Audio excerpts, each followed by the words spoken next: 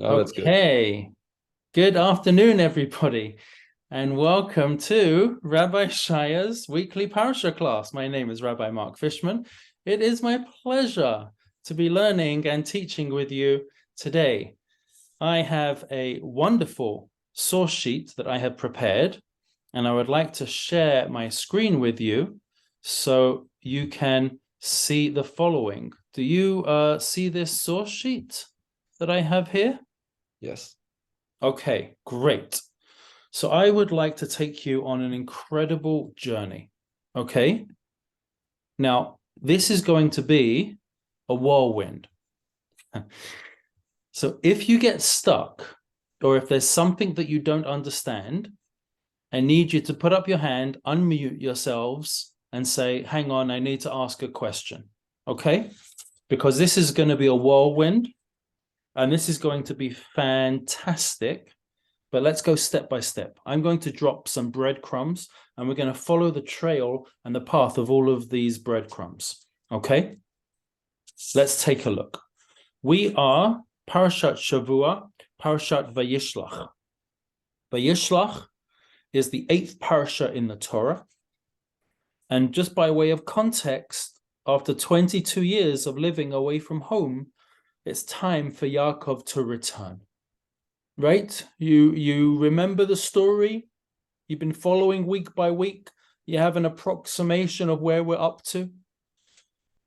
While away, Yaakov has married 4 women, including 2 sisters. That's rather complicated. That's rather complicated by any stretch. He manages to father 13 children. And according to Midrashim, the count is even more. He is, as he returns home, an absolute millionaire, having amassed a fortune in flocks, gold, and servants. You will recall that when he left, he was running for his life because his twin brother was trying to kill him, and he arrived in Padan Aram penniless. Remember that? And now he comes back home 22 years later with everything. And the focus of our class for today is going to be on a threefold focus: the fear of a reunion, the wrestling match, and the brachot. So when Yaakov approaches Esav for the first time after these 22 years, he has a 3-pronged strategy for how he is going to be reunited with his brother. Does anybody recall or remember any of those 3 strategic approaches that Yaakov chooses, that he takes? He takes a 3-pronged approach. Does anyone remember? Gifts, excellent. Who said that? Terry? Fantastic, Terry. 10 out of 10. What were the other 2 gifts? He prays. Praise. Fantastic. Can you get the trifecta? What was the third? I'm trying to think. He prepares for war. He prepares for war. Yeah. Divides up all his men into different areas. Excellent, Esther, excellent. He divides the camp into 2, prepares for war. Amazing. Amazing. And we have that here in our focus: a 3-pronged strategy: bribery, war, preparing for war, and prayer. And our focus is how an unnamed adversary gives meaning to Jewish identity. That's our class today, okay? What I would like to show you is how an unnamed adversary gives meaning to Jewish identity.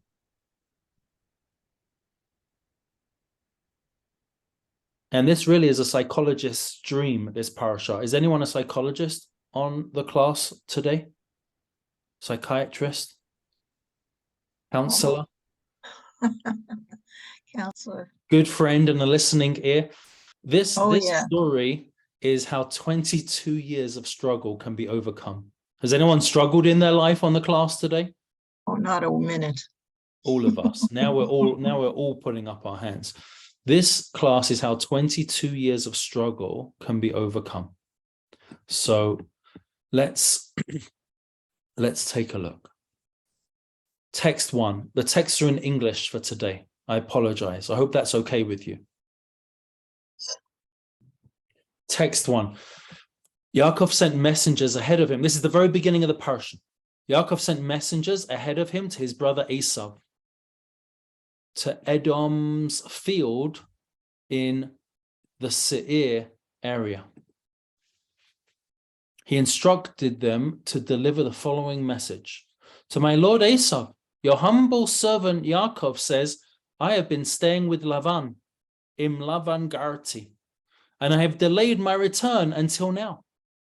I have acquired cattle, donkeys, sheep, slaves, and slave girls, and I am now sending word to tell my lord to gain favor in your eyes. Amazing. This is how the parasha opens. It opens up of Yaakov sending messengers ahead. What do you notice about that first opening text? What do you notice about that? What stands out about that? Text 1. What do you notice? He calls him the Lord, my Lord. Yeah. Like he's someone more reverent than him. Excellent. The first thing that Yaakov is doing to his twin brother is saying that he is more powerful than him, that Esav is superior to him, that Esav is in charge, that Esav has a prominence. And not only that, but Yaakov downplays his own role. Your humble servant says to you, doesn't just call himself a servant, which would imply inferior, but your humble servant. That's number 1. Number 2, I'm rich. Okay, let's go on. Text 2. Unfortunately, Yaakov does not get a good report back. The messengers return to Yaakov with the report, we came to your brother Esav, and he is also headed toward you. He has 400 men with him. 400. Yaakov is with 13 little children and 4 wives. Yes, there's some slaves and slave girls, but I don't think that they are battle hardened. Esav is coming with 400 men. This is looking like it's going to be a slaughter. This is awful. And what happens when Yaakov hears this? Verse 8, Yaakov was very frightened and distressed. No kidding. No kidding. He divided the people accompanying him into 2 camps, along with the sheep, cattle, and camels. He said, if Esav comes to attack one camp, at least the other camp will survive. Yaakov prayed, so that the first one was preparing for war, right? He divided up into 2 camps. If one is attacked, the other will flee. He then prayed, O God of my father Abraham and God of my father Yitzhak, you yourself told me, return to the land where you were born, and I will make things go well with you. I am unworthy of all the kindness and faith that you have shown me. When I left home, I crossed the Jordan with only my stick, and now I have enough for 2 camps. Rescue me, I pray, from the hand of my brother, from the hand of Esav. I am afraid of him, for he can come and kill us all, mothers and children alike. You once said, I will make things go well with you and make your descendants like the sand grains of the sea, which are too numerous to count.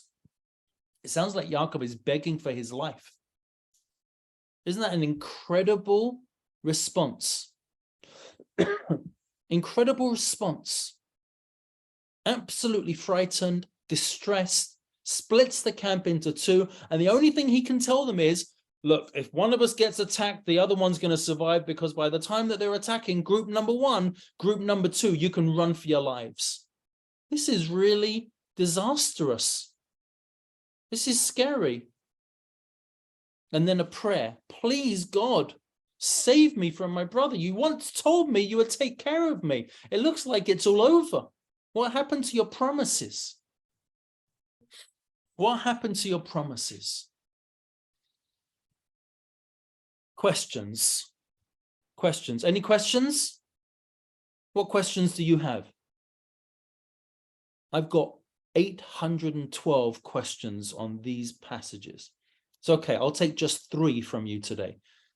Give me a question, any question. What comes to your mind? What's strange? What would you like to ask? Anything at all. What question? Yes. Well, he could attack both camps. I don't see why he couldn't with Excellent. 400 men. Excellent. With 400 men, he could easily dispose of 13 kids. Yeah. Excellent. How's dividing the camp going to help? Maybe, and this is just a maybe he put the other camp at a strategically very far away location. So it might have allowed the plan to be effective if indeed it would have come to that. But that's an excellent question. Give me another question. I'll give you 3. Number 1, if Yaakov is as righteous as Yaakov, as we are led to believe Yaakov is, then why would he be afraid of anything? This is Yaakov Avinu. This is a tzaddik. This is an incredible person. Why would a righteous person be afraid of anything? Question 2. What was it that Yaakov was afraid of? Was it just death? Was it just being attacked? Or was it something more? And sometimes a good question is half the answer. Why the double expression that Yaakov was very frightened and distressed? Do you see I've highlighted that? If the Torah is using 2 different adjectives, Yaakov was very frightened and distressed. Oh, wait a minute. Then what is the Torah alluding to with 2 adjectives? Yes, Esther. To be frightened and distressed does not necessarily mean the same thing in my mind. Well, He could be you're frightened correct. because You're correct, because even before you tell me in your mind what they mean differently, the fact that the Torah uses 2 different expressions by definition teaches us that they are 2 different meanings. That's a very important point. The Torah does not waste words. God is not paid by the word count. Yes, Esther, what do you think they might mean? well, he's frightened because his family, his children, and everybody with him is physically in trouble. They're being threatened by the presence of Esau, and he's distressed, I think, because it's his brother, and this whole thing had to happen. The split between them, the anxiety of you're fighting not only an enemy, but that enemy is your blood. Excellent. Excellent. Very nice. Somebody else? Very nice, Esther. Yes, Becky. I think just because he was a tzaddik, there were he was also a human being. He overstayed his stay with Lavan. He should have left ages ago. Excellent. Never got around back to seeing his mother. And he knew that Esav was very good at honoring his father. Excellent. And that might have been a mitzvah that he was missing. And therefore, he wasn't sure if God was still on his side. In other words, he had you are that excellent. One possible fear, according to some of the commentators, was that there was no way he was going to overpower and beat Esav, because Esav had 2 great merits. He had the merit of the land. Esav had lived in Seir. Esav was living in the land of Israel. And he had the merit of Kibbut Abaim, the merit of honoring one's parents. Yaakov had neither. So how on earth is Yaakov going to be able to stand up to his twin brother when he doesn't have the zchuyot, the merits to be able to do so? You know what a different answer is of what he was afraid of? He was afraid of perhaps a lack of faith. Maybe he just simply lacked faith. He was a human being, like he said. It's normal to be afraid, even for a righteous person. A third approach. Sorry? What I was going to say was, one of the things we see constantly is Al Tila Avdi Yaakov. In other words, no matter how much faith he did or didn't have, God always had to be there to remind him not to be afraid. You know, when you tell someone, don't worry, it usually means because they're worried. Because you're worried. Right. There's a beautiful approach that the Midrash Tanchuma brings, an ancient Midrash that says that the righteous are never sure of themselves.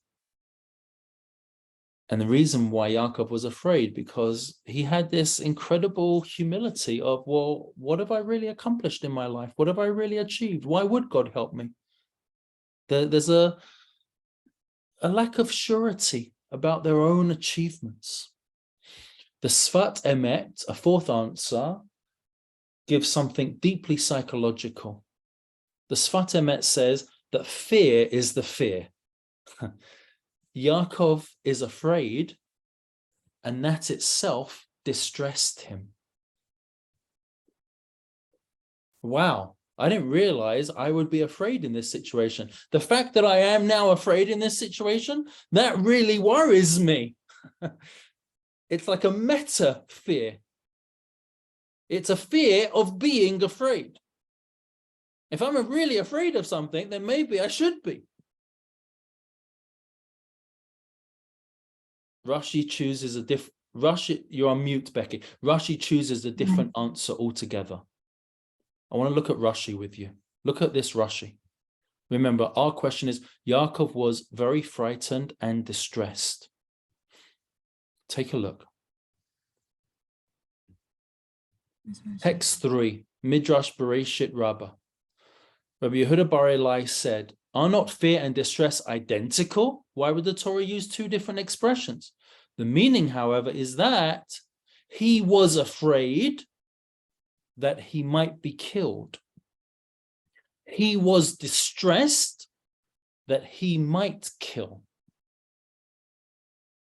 For Yaakov thought, if he prevails against me, will he not kill me? Well, if I prevail against him, will I not kill him? And that is the meaning of he was afraid, lest he should be killed, and distressed, lest he should kill. Do you follow that? Yeah, can I make a comment on that? It fits well with the Hebrew. Who's speaking? It's Jeffrey speaking. Jeffrey, yes. So the Hebrew for what is translated as distress or anxiety is yetzer. Yetzer is essentially the idea of impulse, either yetzer tov, yetzer ra. Not in this pasuk. Not in this pasuk. In this pasuk, it's a different word. I think I saw it. I looked myself. I thought I saw yetzer. Vayetzer lo v'yachat tzeda'am. Just unpack. V'yira Yaakov me'od v'yetzer lo. You see that? It's I think it's V'yira Yaakov me'od v'yetzer lo. Yes, you're absolutely correct. Yeah, Jeffrey, it's verse 8. you're absolutely correct. In any event, I think that supports the point you just made that of the fear that he might kill Esav or others who are with him. And because Yetzer is the impulse to act.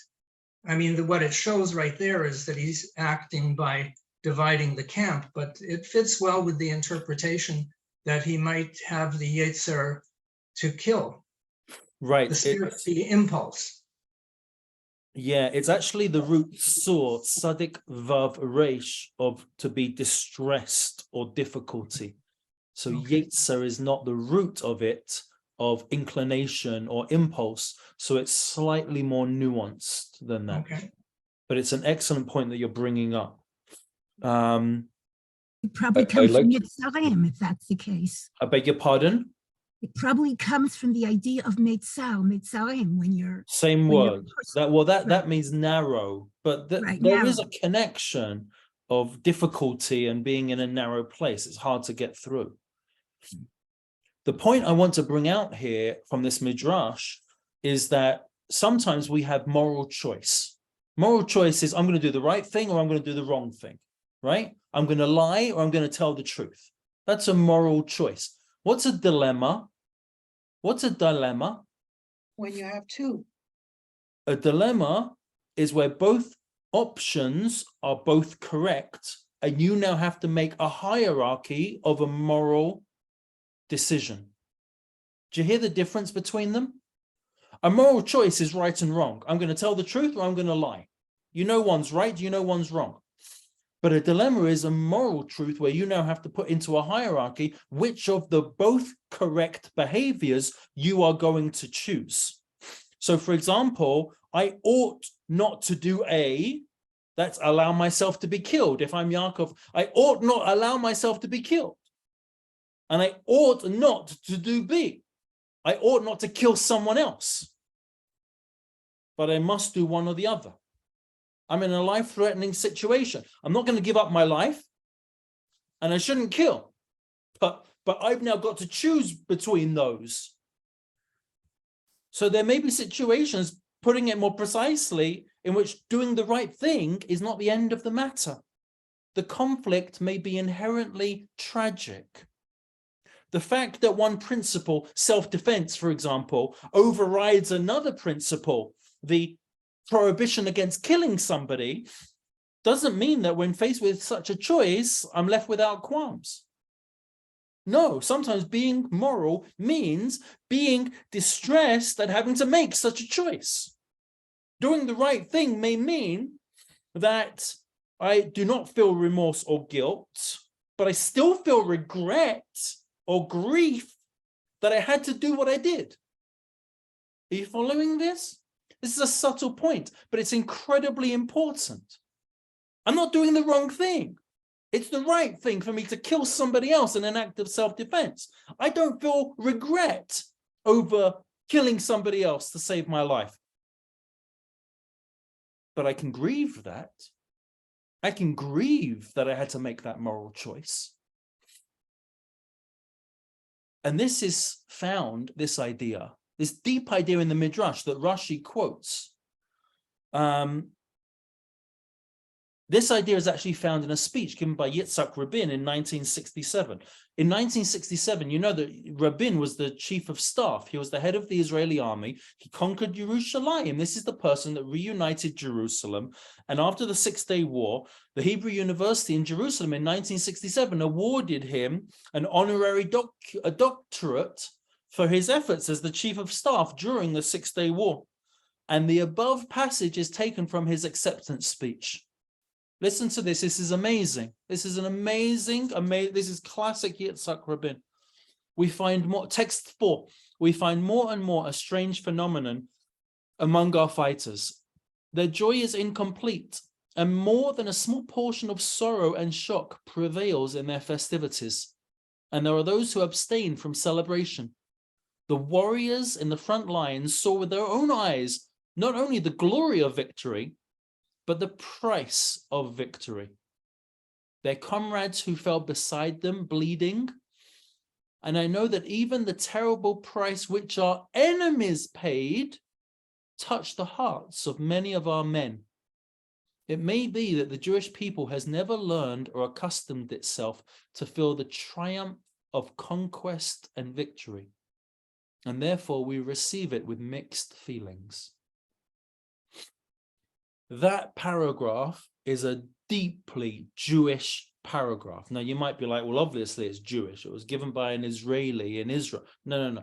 The morality of that paragraph is a deeply Jewish paragraph, and it actually is based on that midrash of text 3, of why Yaakov was afraid, 1, and distressed, 2.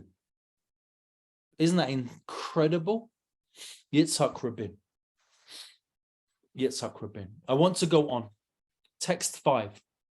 It's very similar to what the Kodesh Baruch Hu says to the Malachim. Bin kol oivecha al tismach. 100%. Don't rejoice. Don't rejoice. You know, when people get a little bit too happy, when our enemies fall down, it always leaves me with ambivalence. I've never been able to. Our enemies should leave us alone, 100%. But the celebration over our downfall of our enemies, that always, I don't know, I always struggled with that. And I think this midrash and Yitzhak Rabin pointing it out, and also the verse that you're quoting bears this out. Let's take a look at text 5. Because in the middle of the night, Yaakov does something fascinating. Text 5, in the middle of the night, he got up and took his 2 wives, his 2 handmaids, and his 11 sons, and sent them across the Yabok River. After he had taken them and sent them across, he also sent across all his possessions. Yaakov remained alone. Okay? It's the middle of the night. He takes the family, he takes all of the possessions, every last thing and every last person, puts them over the river. Yaakov, on the other hand, remains alone on the first side of the river. A stranger appeared and wrestled with him until just before daybreak. When the stranger saw that he could not defeat him, he touched the upper joint of Yaakov's thigh. Yaakov's hip joint became dislocated as he wrestled with the stranger. "Leave me alone," said the stranger. "Dawn is breaking." And he, meaning Yaakov, said, "I will not let you leave unless you bless me." He, the stranger, said to him, "What is your name?" He replied, "Yaakov." "Your name will no longer be said to be Yaakov, but Yisrael, because you have struggled with God and with man and have overcome. Kisarita im Elokim ve'im anashim v'tuchal, because you have struggled with God and with man and you have overcome." The Yitzhak Rabin speech was quoted in Martin Gilbert's Israel, a History, by the way, published in 1998. But back to our text. Yaakov returned the question. "If you would," he said, "tell me what your name is." "Why do you ask my name?" replied the stranger. He then blessed Yaakov. Yaakov named the place Divine Face. What an incredible name. Peniel. How do you translate Peniel? Divine Face. Why did he name the place Divine Face? He tells you in the next line. He said, "I have seen the divine face to face, and my soul has withstood it." The sun rose and was shining on him as he left Penuel. He was limping because of his thigh. The Israelites therefore do not eat the displaced nerve on the hip joint to this very day. This is because the stranger touched Yaakov's hip on the displaced nerve. Amazing. Amazing. This is a very enigmatic passage, very powerful passage. And the central question is, question 1, how are we to interpret the above passage? How are we to understand the above passage? Who's Yaakov wrestling with? What's going on? What's the significance of what's your name? And well, you tell me your name. No, you tell me your name. And then he gets a blessing at the end. And why does Yaakov say, "I've seen God face to face"? Like, what is going on? This is so confusing. There are so many questions. There are so many questions. And names signify our calling. So what is our calling? And remember, if Yaakov is the father of the Jewish people, then what does it mean to struggle with God and with man and yet prevail? That is the question. What does it mean and yet prevail? And I want to suggest that sometimes, and this is one of the key theories of biblical interpretation, I want to suggest that by viewing what happens next in a passage, we're able to gain an insight on what happened previously. I'll say that again. By sometimes being stuck with questions in the text and feeling that there is much confusion and ambiguity, by reading on the narrative, we are able to gain an insight into what happened previously the night before. And that is precisely what I would like to do with you. Okay? I want to go on. This is the beginning of chapter 33 now. Okay? This is the beginning of chapter 33. And I want to read these 11 verses and we'll see if we can make sense of it.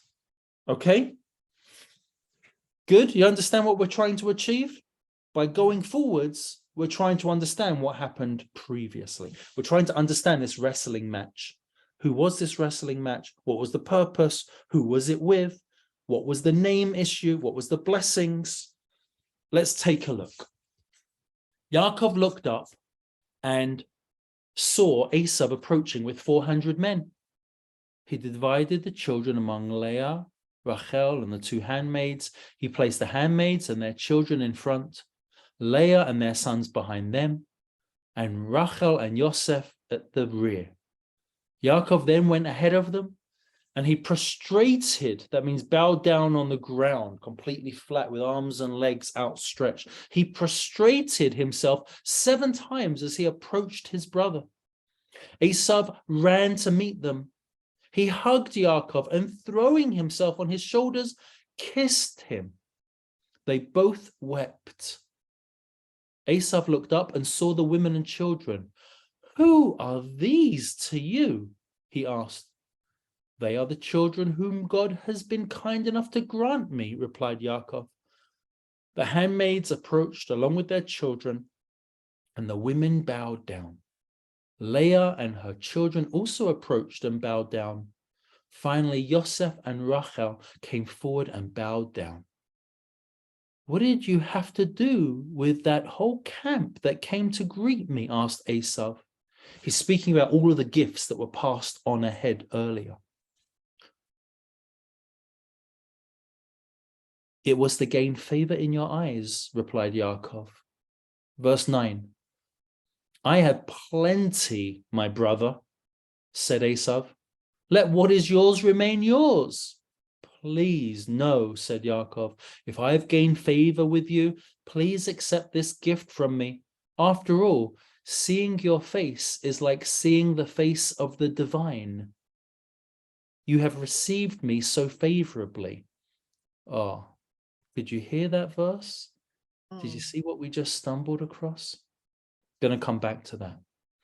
"Please accept my welcoming gift as it has been brought to you. God has been kind to me, and I have everything."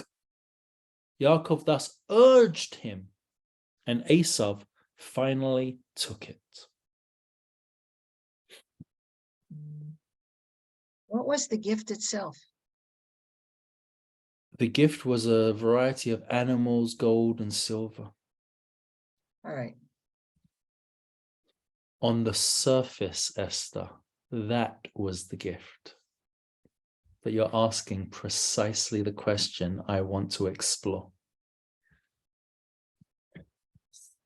The truth of the matter is, if we're asking how we to interpret the above passage of the nameless stranger in the wrestling match at night, and we're looking now at this passage of Yaakov bowing down, offering gifts, Yaakov's wives bowing down, Yaakov's children bowing down. What is Yaakov in essence saying to Esav, his twin brother? He's saying, wow, I never thought it would be this easy. I never thought it would be so straightforward. I was preparing for a tense encounter. All of my fears have seemed unfounded.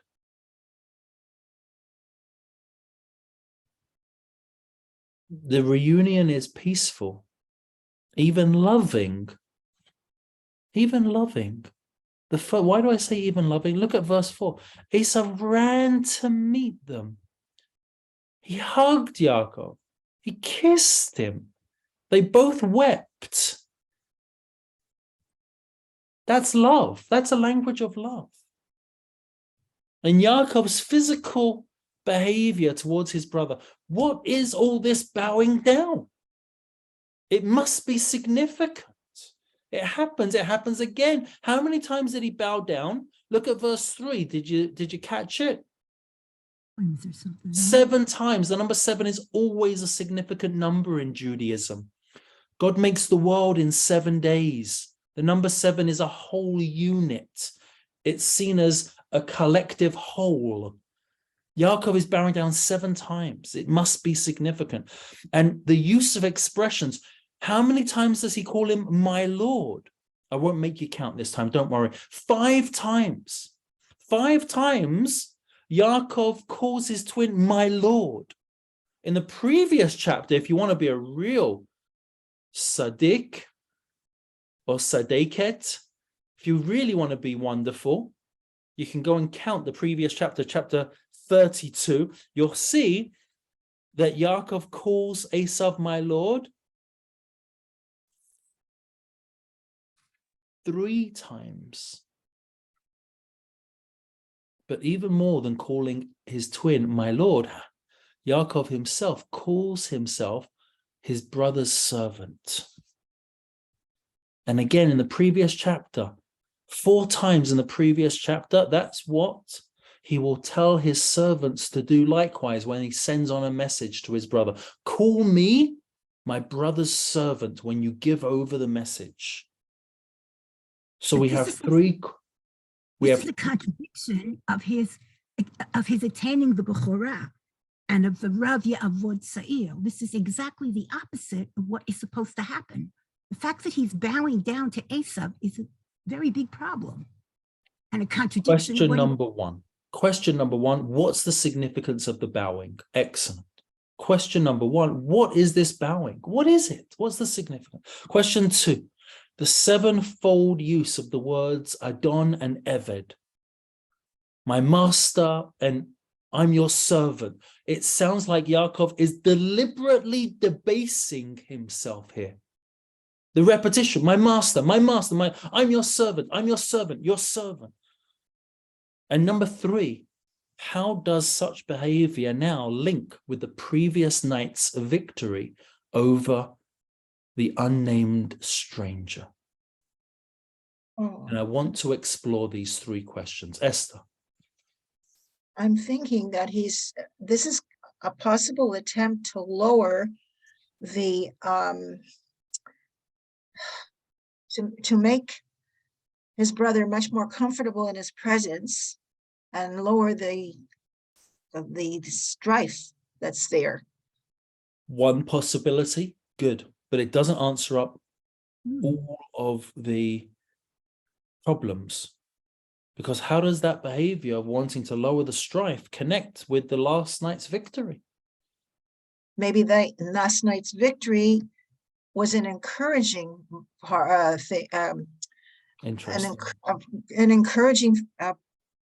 an encouragement to Jacob in advance of the meeting with Esau. Excellent. Excellent. Let's go on. Let's go on. And I think the key to this, because there is a key, the key is that when Esau at first refuses the gifts, what does he say when he refuses the gifts? Verse 9, take a look. What does Esau say when he refuses the gifts?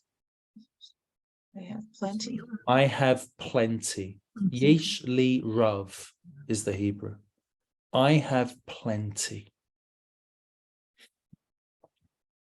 How does Yaakov reply to I have plenty?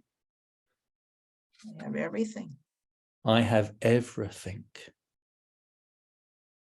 Look at the very end, verse 10 and 11.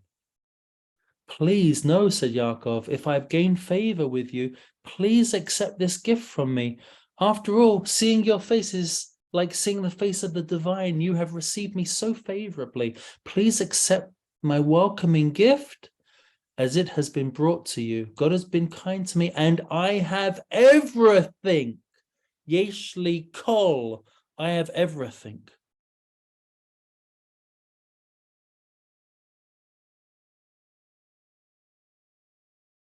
But did you catch what Yaakov is now giving him?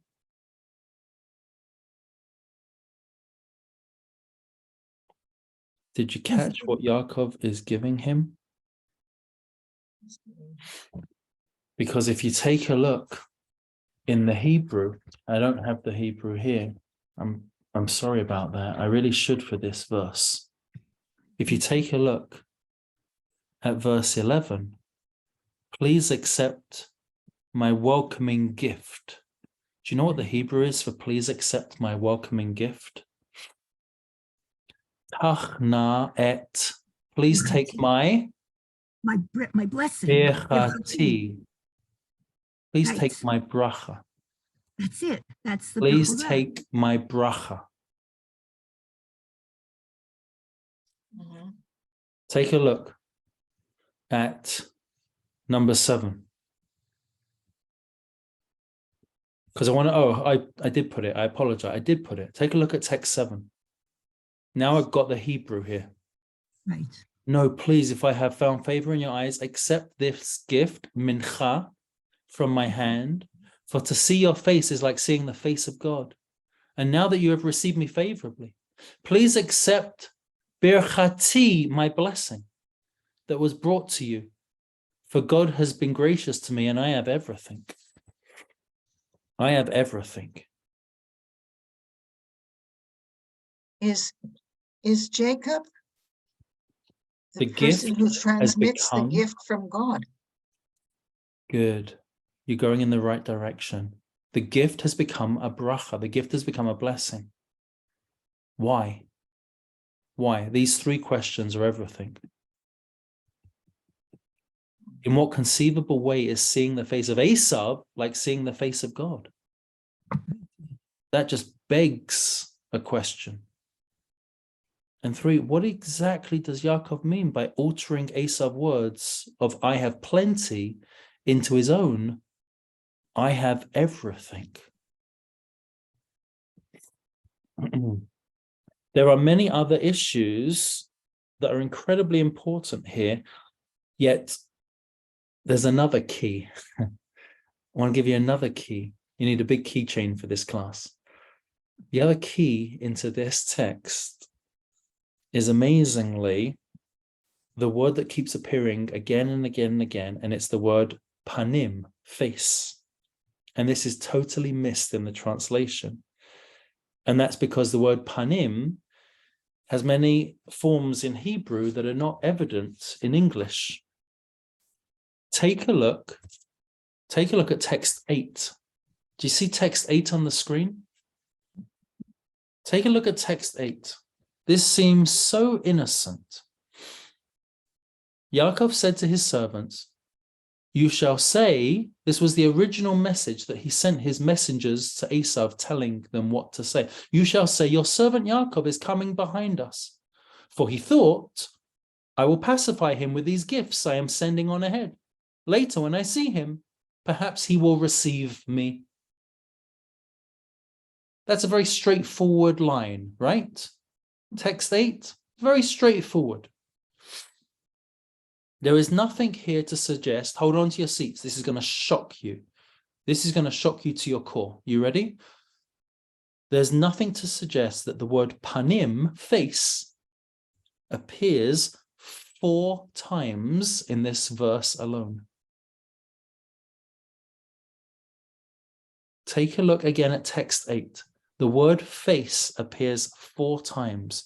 If I read that verse literally, the second half of that verse where it says, for he thought, I'm going to translate it literally into English.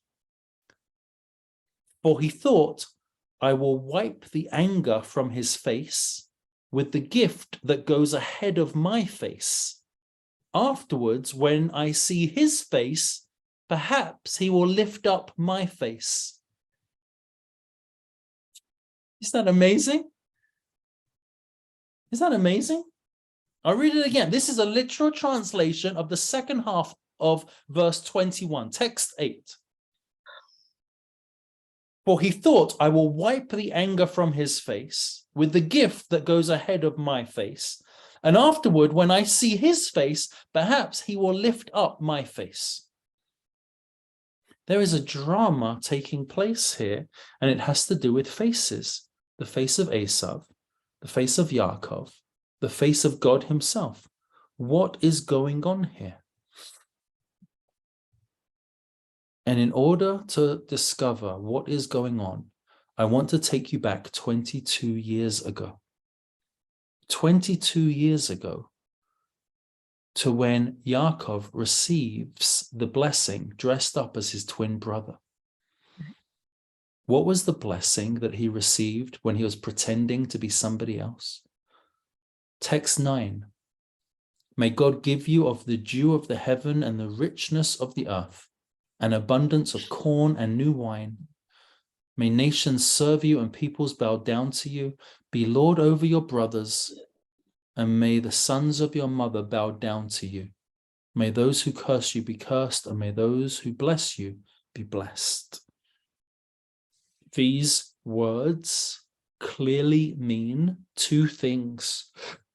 You will be blessed with wealth. You will be blessed with power. This is a blessing of wealth and a blessing of power. Yet, and hear me carefully now, yet this is a blessing that Yaakov receives when he is in disguise, when he is dressed up in Esav's clothes, when he is taking his brother's place. In other words, this is the blessing that was meant for who? For Esau. Yet there was a later bracha. When Yitzhak realized who Yaakov was, and at the very end of that section, Yaakov receives a true blessing. Look at text 10. May God Almighty bless you and make you fruitful and increase your numbers until you become a community of peoples. May he give you and your descendants the blessings of Avraham, so that you may take possession of the land where you now live as an alien, the land God gave to Avraham. This is a completely different bracha. This is a bracha for children and for the land. The two things that God had repeatedly said to Avraham. You will have children, you will have a land. Earlier blessings had been received from a blind Yitzchak. And a blind father is unable to see the face of his son. Now we know that the primary fathers, Avraham, Yitzhak, and Yaakov, are paradigms. They represent ideas. They were not just human beings alone. Avraham represents what virtue? Kindness. Avraham represents chesed, kindness. Yitzhak represents din, strictness or severity. Din. Yaakov represents truth, I meant. Yaakov represents truth. But what kind of truth? What is Yaakov's truth? And I want to suggest it's a truth about identity. It's a truth about his own self. Who am I when I look back in the mirror? You know what you see when you look in the mirror? You see your face. By which term do I know myself? How do any of us know ourselves? By our names. To what destiny am I being called? Those are our blessings. There is a truth about faces, a truth about names, and a truth about blessings, because this is the truth about identity. Yaakov had grown up wanting to be his twin brother. But the blessings he took were not destined for him. The true blessings are the blessings he received later from Yitzhak, his father, when Yitzhak knew exactly who was standing in front of him. Not thinking him to be Esau, but knowing that this was Yaakov. And now I want to go deeper. Here I put my notes on the text for you. If you like, I can email you these texts at the end. I don't know if Maddie is still with us, but Maddie, if you're still with us, I don't know if you're listening, maybe take a note of all of the people who are in the class today, and then we'll email them this text sheet. You know what? I'm going to do one better. Although there's somebody called caller in user 1. So there's somebody without a name. I'm sorry. That's a very important class not to have a name. Whoever is calling in, are you caller user 1? Who's caller user 1? Shout out your name right now. Let us know who you are. Gonna give you the text sheet at the end. Let's go a little deeper, and I put these notes on the page for you. This is incredible. Yaakov's blessing had nothing to do with wealth or power. It had to do with children and a land. It should now be clear exactly what Yaakov was doing when he met Esav 22 years later. Listen to the punchline. He was giving back the blessings he had taken all those years before. What was Yaakov doing? He was returning the blessings. The herds and the flock that he sent to Esav represent the wealth, the dew of the heaven and the richness of the earth. The 7 times that he was bowing, calling himself your servant, your servant, your servant, saying to Esav, my Lord, my Lord, my Lord, that represented power. The power of the blessing. Be a lord over your brothers, and may the sons of your mother bow down to you. Yaakov no longer wanted nor needed these, because what does he say in response to Yeshli Rav? I've got a lot, says Esav. What's Yaakov's response? Yeshli, I have everything. He's explicit. I no longer need wealth. I no longer need power to be complete. And in the end, he doesn't just say, take my gift, but he says, take my birchati, take my bracha. He now knows 22 years later, the bracha he took from Esav was never meant for him. And therefore, he's returning it. And now, amazingly, we can understand what took place the night before. The depth behind the wrestling match now becomes clear. What happens? It was Yaakov's inner battle. In the past, Yaakov, you struggled to be Esav. In the future, you will not struggle to be Esav, but you'll struggle to be yourself. In the past, you held on to Esav's heel. In the future, you'll hold on to God. You will not let go of him, and he will not let go of you. So now let go of Esav so that you can be free to hold on to God. And Yaakov does exactly this. He lets go of Esav. How? By giving him back his blessings. Materially, he's worse off. A decrease in power. He even limped after the encounter. Yet the passage ends with incredible words. 3 simple words. Vayavo Yaakov Shalem. And Yaakov emerged complete. And this, my friends, this is the truth that Yaakov finally arrives at, and to which his new name Yisrael signifies. And now I want you to realize that I'm not speaking about Yaakov. I'm speaking about you and I. Because on the surface, the struggle is a struggle for power. The struggle is a struggle for wealth. The struggle is a struggle for dominance. But to be a Yisrael, to be a Jew, to be a child and a descendant of Yaakov Avinu, is to realize that ours is another face. Ours is an alternative destiny. Ours is a different blessing.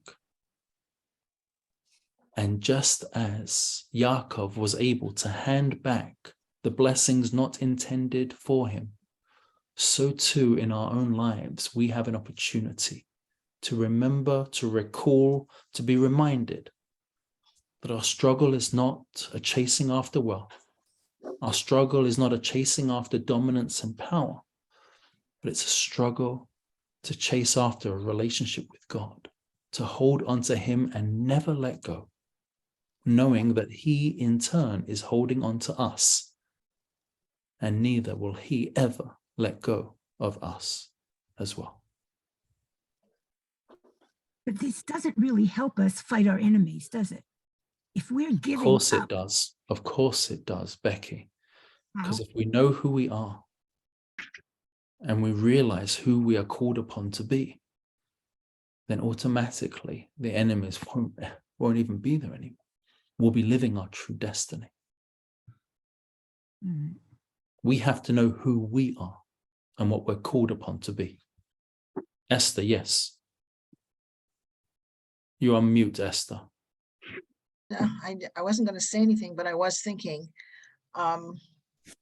it's really calling on us to be happy with our lot, whatever that lot is, and not to be jealous or envious of others, because what you have and what you do, what's mostly what you do with your life, is all important. And it doesn't matter. I mean, it's never going to be perfect, but there's no perfect. So we always have to strive to be happy with life and just contend with whatever we're faced with, I suppose. And amazingly, when we struggle with God, even though it might be a struggle, Vayavo Yaakov Shalem, in that struggle, we achieve our completeness. We achieve our wholeness. Amazing. Amazing.